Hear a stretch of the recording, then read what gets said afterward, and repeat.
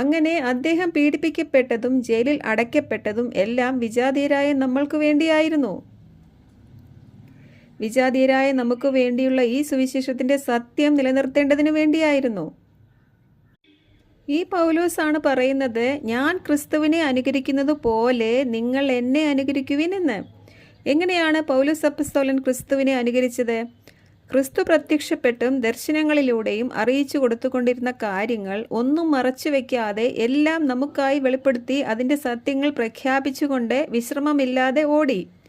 ഈ ഓട്ടം തുടങ്ങിയപ്പോൾ ഈ സുവിശേഷത്തിൽ യഹൂദനെന്നോ ജാതിയെന്നോ വ്യത്യാസമില്ലാത്തതിനാൽ പൗലോസ് അദ്ദേഹത്തിന് നേട്ടമായിരുന്ന 8-ാം ദിവസത്തെ പരിച്ഛേദനം മുതൽ ഇസ്രയേൽ വംശത്തിലും ബെഞ്ചമിൻ ഗോത്രത്തിലും പിറന്നവൻ, ഹെബ്രായരിൽ നിന്ന് ജനിച്ച ഹെബ്രായൻ, നിയമപ്രകാരം ഫരിസേയൻ, നീതിയുടെ കാര്യത്തിൽ നിയമത്തിൻ്റെ മുന്നിൽ കുറ്റമില്ലാത്തവൻ എന്നിങ്ങനെ ഒരു യഹൂദൻ എന്ന